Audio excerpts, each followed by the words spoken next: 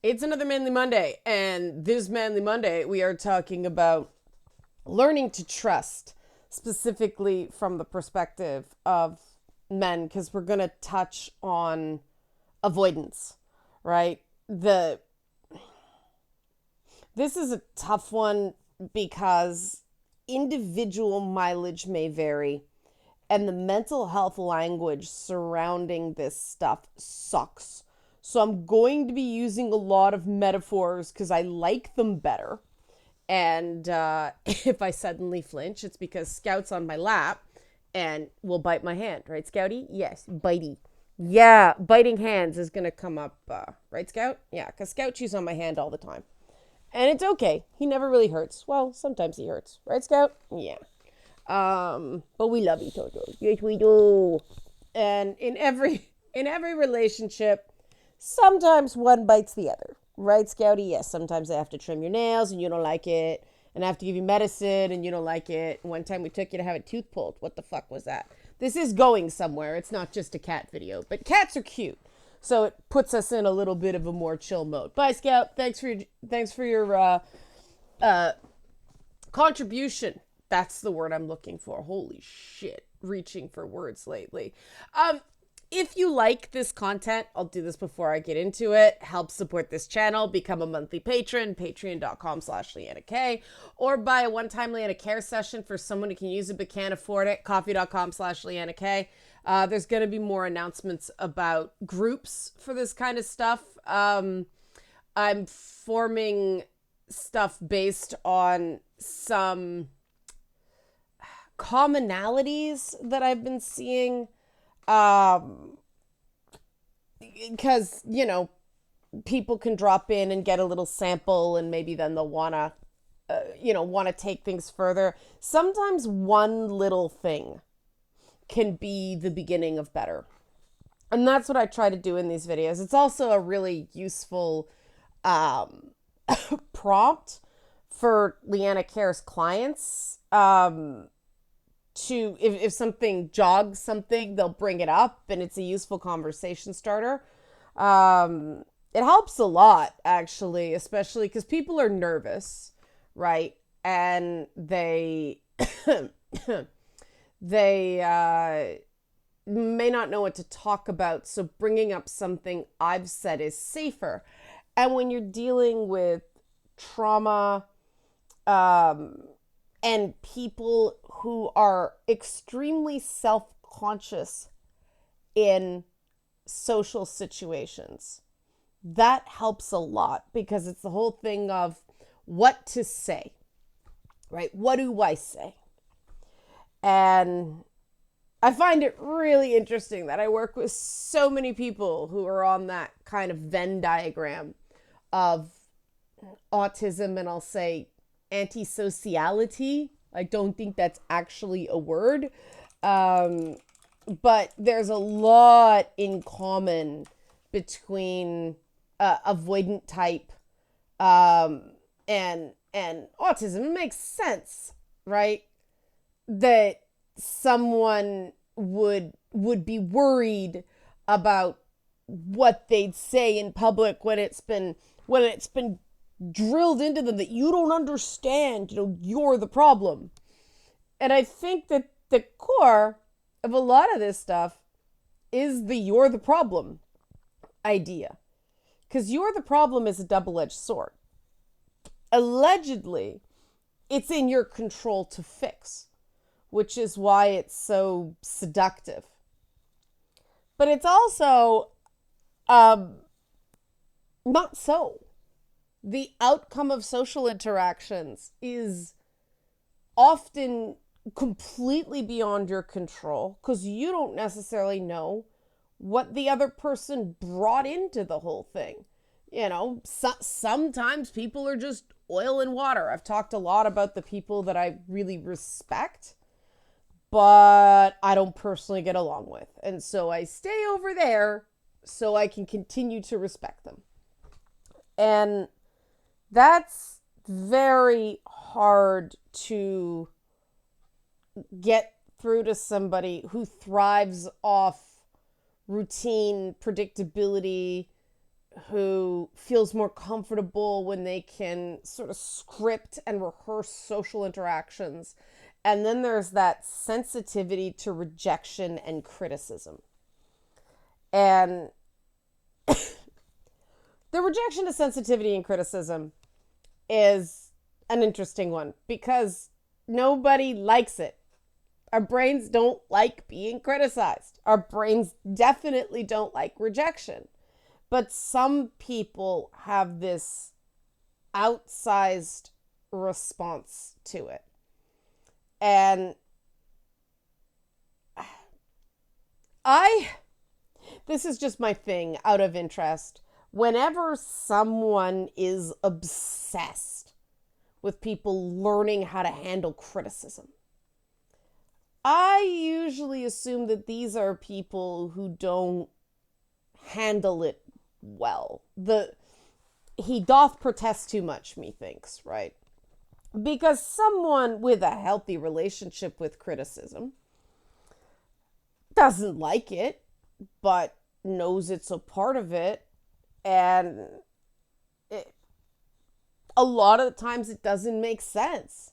So does it feel good to hear? No. Is it a part of life? Yeah. And it can be really useful sometimes. Other times it's just frustrating because you gave it your best under not great circumstances and it didn't get appreciated, but you know, you tried. And I really think that what people choose to criticize says a lot about them. And often the people doling out the most criticism are the people who are the most sensitive to it themselves. Because otherwise, why would you spend that much time? I mean, I'm critical of certain statements. I'm critical of certain mindsets. I saw a thing over the weekend where it was a reporter who was like at the courtroom during the Johnny Depp Amber Heard trial, and he wrote a book, and somebody shared a paragraph of the book where he criticized the judge in the case. And this judge was all of us during the trial, because it was just like, she didn't want to be there. No judge wants to be in that case, right? Because everyone, it's the opinions are like assholes. Everyone has one, and sometimes one makes you into the other. This judge knew it was coming. This judge was an ex-Marine who actually saw veterans with PTS coming through the courts and ending up with criminal records. So she created a docket specifically to get people into treatment instead of them ending up with a criminal record. And this reporter referred to her as in his opinion, he's very careful to say in his opinion, because he knew it couldn't prove it. But it was she allowed it to be. She didn't allow the media preferential treatment in terms of space in the courtroom because of parochial thinking. It's like, you.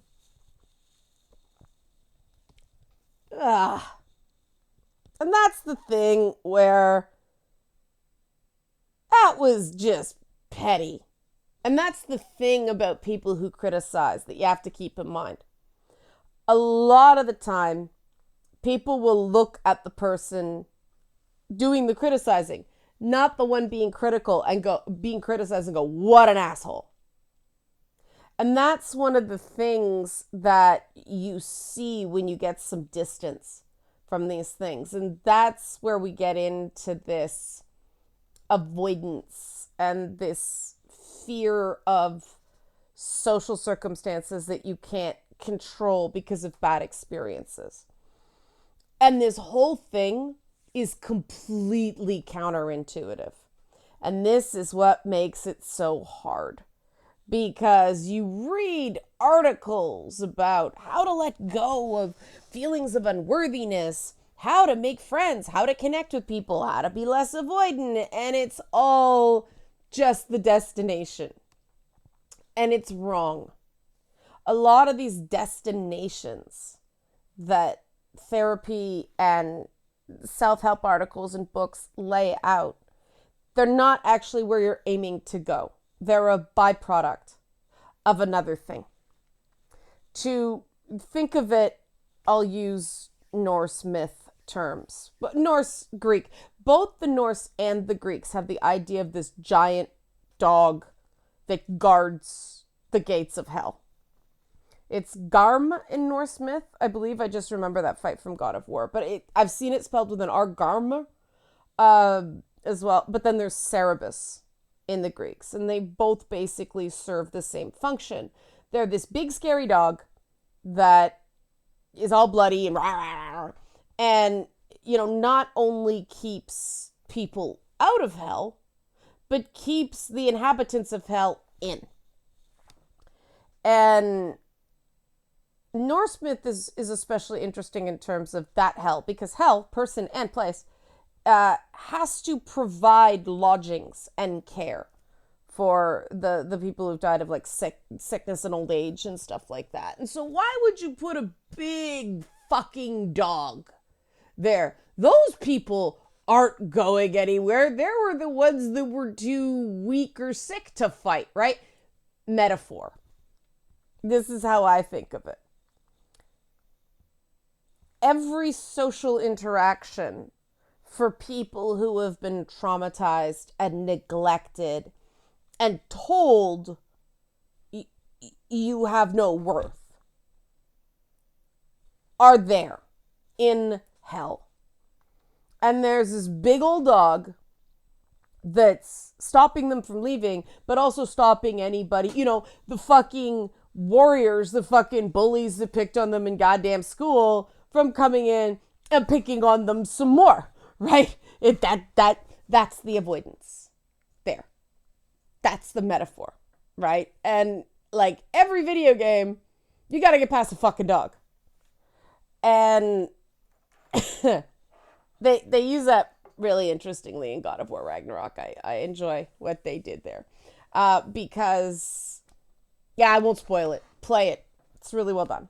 But that makes it a bit more obvious what you have to do, right? That's a lot clearer than these work on comfort the inner child. That I maybe I'm being biased because that metaphor doesn't work with me at all. But that, to me, that is a regression that is unhelpful, because what worked for me is that's done. It's over. Good that it's over. I learned lessons. Some things were defining. Some of it was good. Some of it was bad. But no more do-overs. Leave it there. Forward. And that is apparently, accepting your past, which is apparently a big part of it. But accepting your past, they're nothing terms, right? I've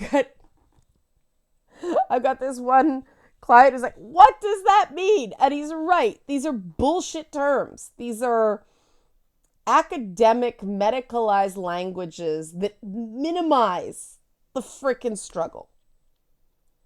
And sure, reassurance as an adult is important. But the truth is that you can't go back.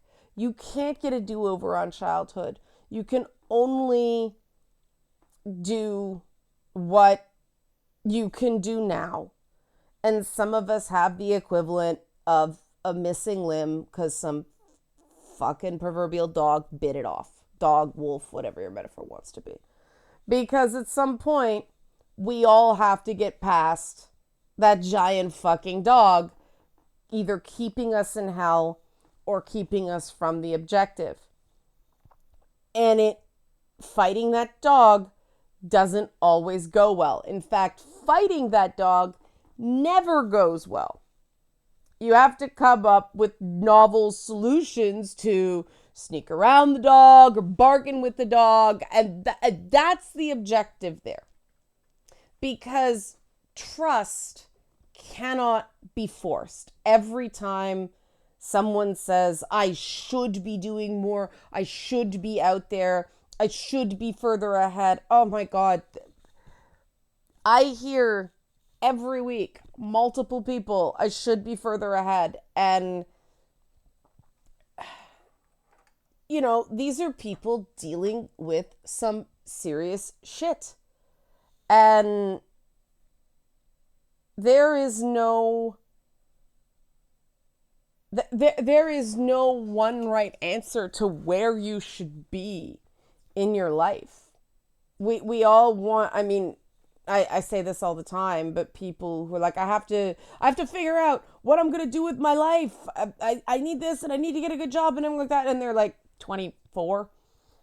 And I'm thinking, yeah, I remember what that was like. Again, that's put on somebody, right? That's not, it's actually the opposite of what leads to success, which is not needing the control, embracing the chaos, you know. Again, the Norse myth is Odin rides into hell on an 8-legged horse named Sleipnir. Now, where does Sleipnir come from? Look it up. Bored of chaos, right? Like, the Norse are smart. But this doesn't have to be the metaphor. Use the metaphor for your favorite anime. You know, I have an Armin toy. Yeah, see, Armin. I whipped it out. Whipped out my Armin. Show me your Armin. Because this is another one of my little devices. Listen to Armin. Because if you watch Attack on Titan, Armin is always the one who knows how to get shit done. And Armin is the one that no one fucking listens to. Why? Because Armin doesn't have the physical prowess of Mikasa or Eren, or you know, some of the others. Armin has to work much harder to do the, what's it called, OBM gear? But Armin's the tactician. Armin's the dude that knows what's up. And nobody listens to Armin. And so I scream at my screen, listen to Armin. And eventually they do. And it would be a lot better if they listened to him sooner. They have not yet. And we're coming up at the end. Well, they eventually listen to him. And then Armin starts having real crises, right? Real crises of confidence. And he becomes afraid to lose the powers he develops. No spoilers. I mean, this is such an incredible metaphor because Armin eventually becomes so powerful that if he uses power around, you know, populated areas, a whole bunch of people are going to die. Like, it's just going to be destruction. And that's really, that's the relationship a lot of people have with this stuff. Now, where am I going with all these metaphors? Because that's part of it. You have to do what you do in the game Hades. You have to pet the big scary dog, right? Because it's all about getting out of the underworld in that game, right? And then you have to fight Hades, not the big dog. And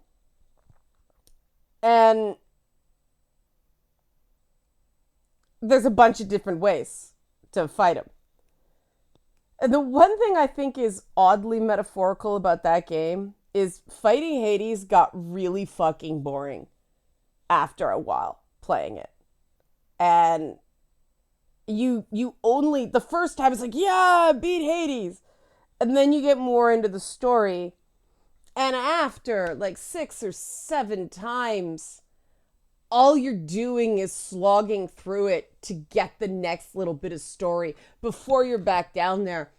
And it just felt up too much like fucking life for me. I was like, yeah, okay, I get the hint. I'm so fucking bored.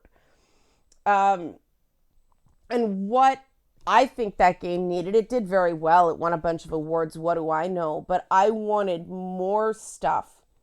I wanted the relationships along the way to be more meaningful and more story stuff and less like point allocation.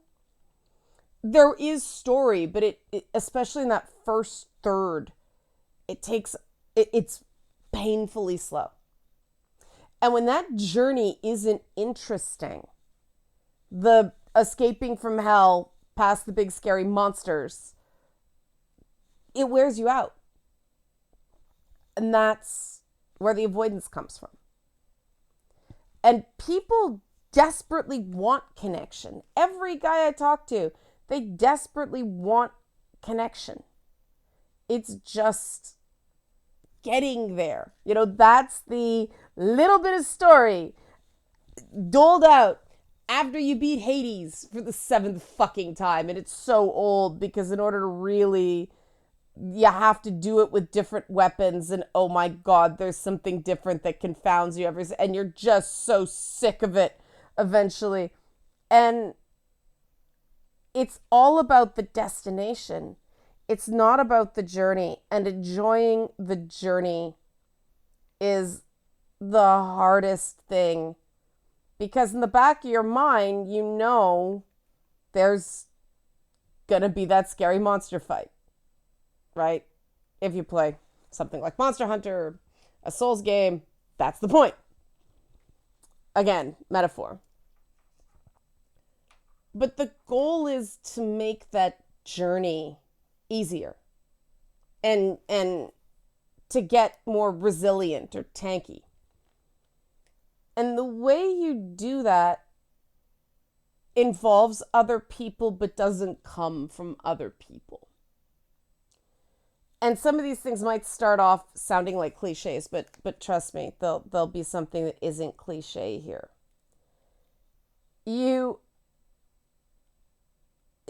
It helps a lot when you find a way to be comfortable with the subjectivities. Don't think about it as imperfections, right? Because that just imperfection, unworthy, we know everybody's got things. But some people get mercilessly picked on for their things, and other people are Elon Musk, right? That guy just keeps fucking up and keeps getting more chances because he's filthy, stinking rich and absolutely does not care if he fucks up. He finds every reason in the world that he hasn't fucked up. Dude's a laughing stock.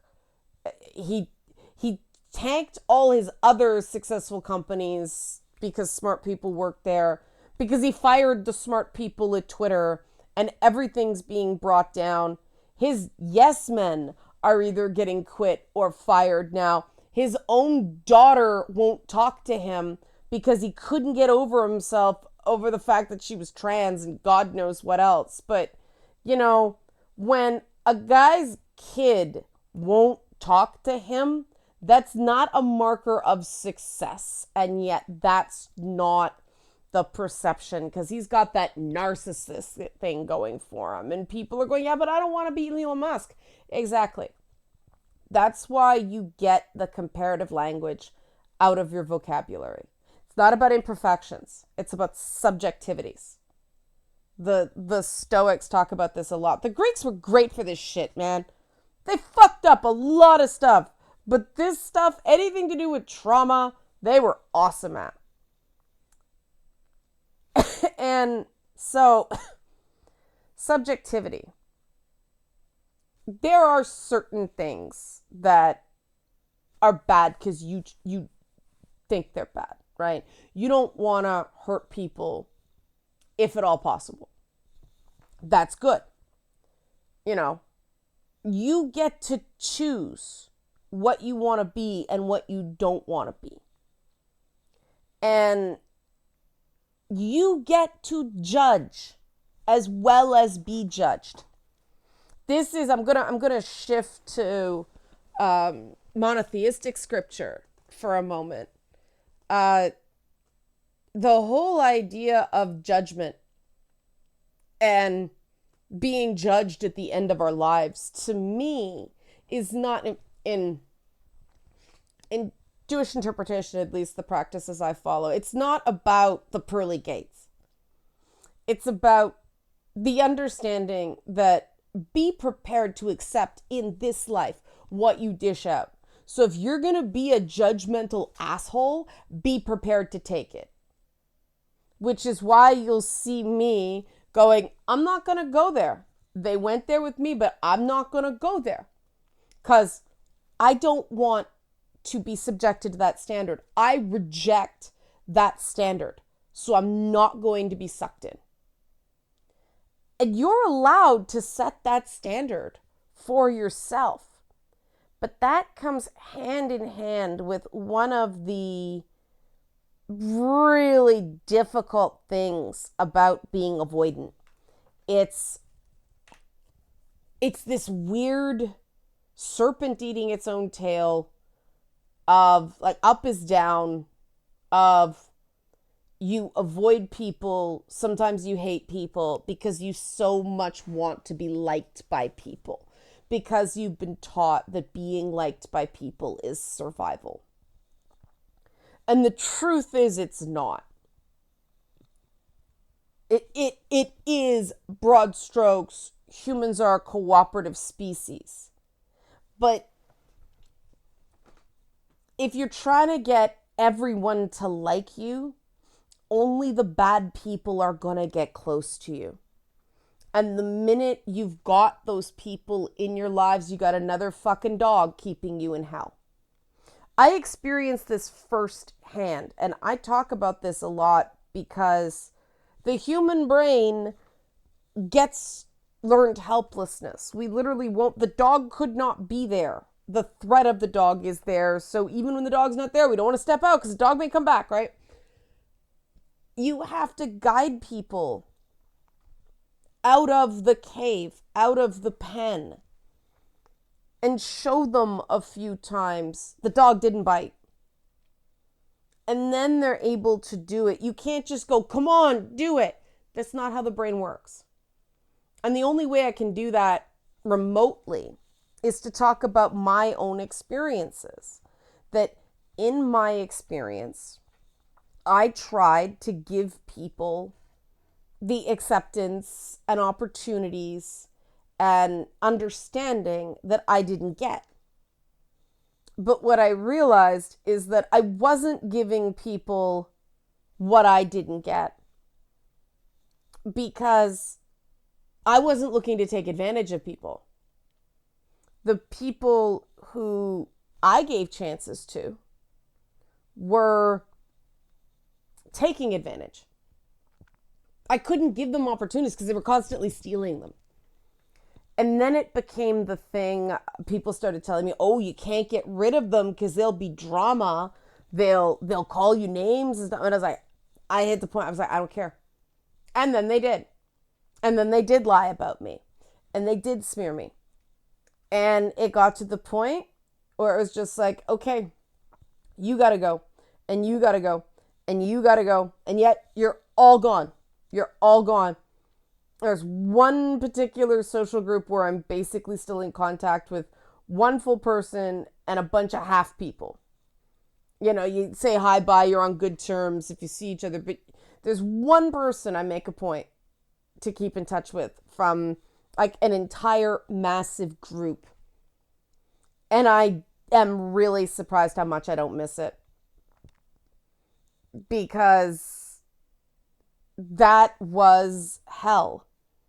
It was a place that I was accepting getting bit by these giant fucking dogs over and over and over again because I thought that was the only place that would take me. Oh, hell has to take in the sick and the vulnerable and the losers and all that stuff. Whereas I didn't belong there. I'm a fighter. And so, of course, they didn't like me.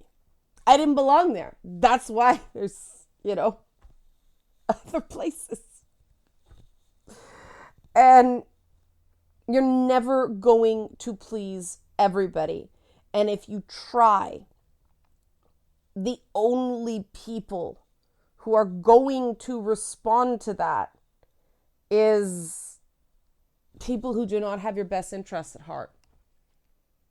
Because people with healthy boundaries need the resistance. It's like a dance frame. You have to hold we call it holding your form. But you have to hold form, because if you don't, when the other person, when you're not leading, you have to hold form, because that's the only way you get the advance notice of what the next step is. And communication's the same way. If you're not saying, here's what I'll accept, here's what I won't accept, nobody, you come across as unpredictable, they seem terrifying to you, and you step on each other's toes. And that's why I've got a healthy conflict panel coming up. We're going to get into that a lot at the end of June. Yeah, end of this month. That is scary at first. You're not good at it the first few times. And that's why it's important to have people like me who can talk you through it and who can be there. And, when it doesn't go great, it's like you took the first step. That's important. But as you realize you don't have to take it, and you don't have to be the dog that bites either, right? You can just go, okay, sit there sit there or leave early quietly. There's nothing wrong with leaving early quietly, because if people give you a hard time about that and they know you're working on it, they're an asshole and they need to go. And that was me being the dog that bites people. I kind of enjoy that role. And then I'm like, no, I don't really enjoy it. I just know I'm good at it and it's useful. I don't set out to be mean. It's just inner Kratos, I remember in God of War Ragnarok, there's this one sub-boss that it's like, it's a tough one, because she comes at you out of nowhere. Forget which realm it's in, but she's the huntress, like the centaur lady. And Kratos isn't looking forward to killing her, because she's just defending her territory, but she's attacking them. There are rules. It's like the most amazing metaphor for boundaries ever. But that's just because I think like Kratos, right? But that is the reason Kratos has gone through so much betrayal and anguish and guilt and shame and all that stuff, setbacks, and he's still going. Because it's just, he knows what he knows. Yes, no, and fuck fate. If it's going to happen, it's going to happen. He's going to live his life. And that really is the stuff. That's the only thing I can think of that got me through. Because this stuff is induced onto you. And that's important. We talk about self-worth, but let's face it. You didn't tell yourself you were crap. The world did, because it happened when you were still forming as a human. So you have to get a group. You have to get an environment that actively makes you feel like you have worth. The idea that it comes from inward is only half true. It's a feedback loop. External environment, internal self-talk. And that's why the Sindri in the God of War games is such a great foil for Kratos because he's a fawner. When he sees stress, he babbles and he tries to. I mean, the whole. Do you want a snack? You hungry? You want a snack? I do not want a snack. Because it's different threat responses, and it's played for laughs. It's brilliant. But that's the thing. If you're constantly bargaining, you end up with Sindri's story, and you end up, constantly running as fast as you can, constantly trying to remember what you told this person and trying to appease this person. And Sindri's got a raging anxiety condition. Because at no point, I don't want to get into too many spoilers, but it's like, he doesn't just go, no, I mean, he does protect his home, his space. He gets a backbone then. But Sindri needs some boundaries. And Sindri violates some other people's boundaries. And that's what happens. If you have a completely different standard for yourself than you do for other people, you are violating boundaries. Because a boundary is two sides. You can't have two different places where you end and the world begins. So if you're a mess of contradictions, if you're a ton of double standards, you are doing the thing you don't want to do more than anything. You're unintentionally hurting other people. And that realization helps me a lot. That there's no point in me being nice in the short term if I'm just going to seem like a bigger asshole and hurt more people in the long term. Better to get it out of the way soon. If somebody's going to think I'm an asshole because of who I am, I don't want to waste time. This is me. You like it? Awesome. We can do cool shit. You don't like it? Bye-bye. Because eventually it's going to come up against that. And the rejection hurts less when it's earlier. Trust me. There's nothing worse than spending a ton of time developing something only to find out they were never actually interested in the core idea anyway. Enough about the frustrations of television. It's better get the no right away and move on than spin your wheels for that 6 to 18 month development cycle only to find out they didn't want this idea. They wanted 10% of it and they thought they could move you. Interpersonal stuff's the same way. It sounds hellish at first, but it's not, oh, you're telling me to just have more rejection when my issue is rejection. No. Reject them. You can. Because again, the big scary dog is not just keeping people out. It's keeping you in hell. So it's okay to let the big scary dog stay every once in a while. It will listen to you because ultimately the main purpose of those dogs, because you never hear of a story of, somebody who is one of the people hell is designed for escaping. It's always somebody trying to break in or somebody that wasn't supposed to be there getting out, right? So it's more keeping people out than keeping people in. And what happens when you start making choices based on right and wrong and authenticity instead of public appeal, so to speak, is the rejections hurt less. Trust me, they do. Because it's like, all right, it wasn't right. If you're really clear, this is what I can do, this is what I can't do, and it's not right for them, awesome. Nothing personal, just a mismatch. I actually said to somebody over the weekend when it was not a positive comment regarding a performance of mine, I said, yeah, I was expecting that. It's something everybody gets in this line of work sometimes. I'm glad we're done. I'm glad we're through it. And the thing was, it was something that I couldn't do anything about. And, they didn't have to take me for something. It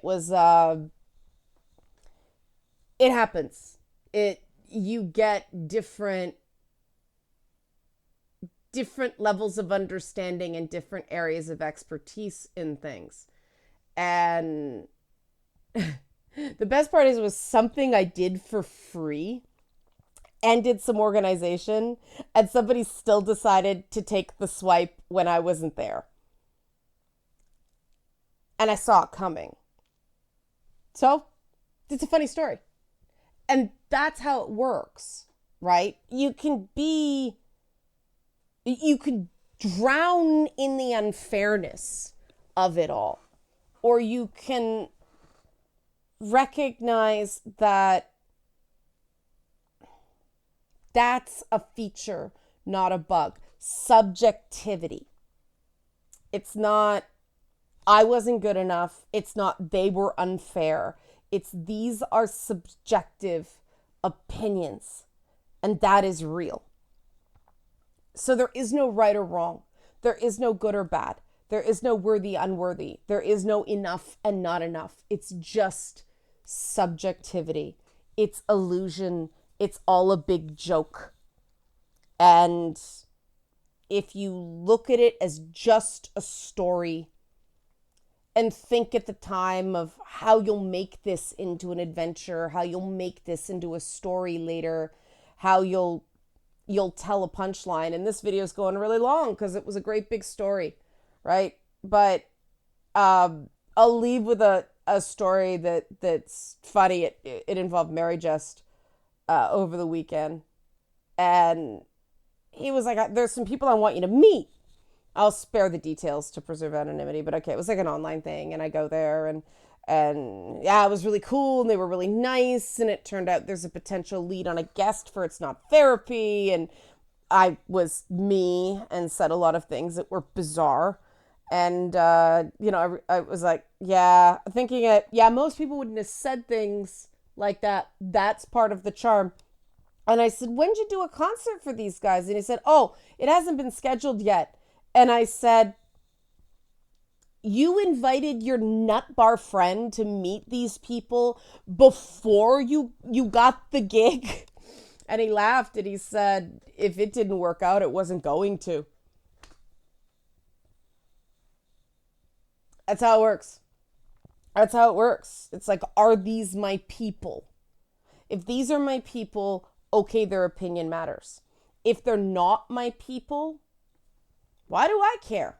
In some ways, it can be, yeah, if I'm bothering the right people, I'm doing something right. Because there's a reason there are different afterlives. Everybody goes to the place that is best suited for them. And I just don't see myself happy in the Christian heaven. Which is why I have a character that's a devil, poppets. I gotta bring back those characters. I'm doing so much of the other stuff that I haven't done anything here. All on the to-do list. But that was a... Let me summarize, because that was a lot of stories, because I was being gentle. I tell stories so that people can avoid rejection and they look back on it and go, okay, yeah, the big fucking dog. The objectives, people tell you, loved ones, friends, family, therapists, the objectives, forget about them. Trust will come with stability, with structure.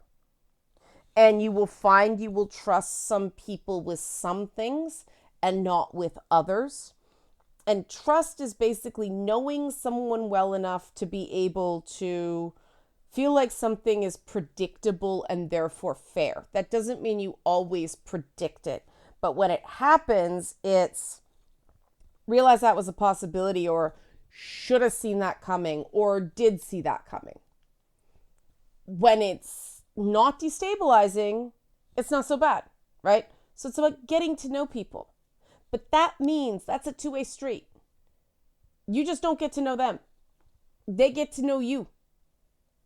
Because it's the dance form, right? You're you're setting up enough stability that when they push, you move as a unit instead of stepping on each other's toes.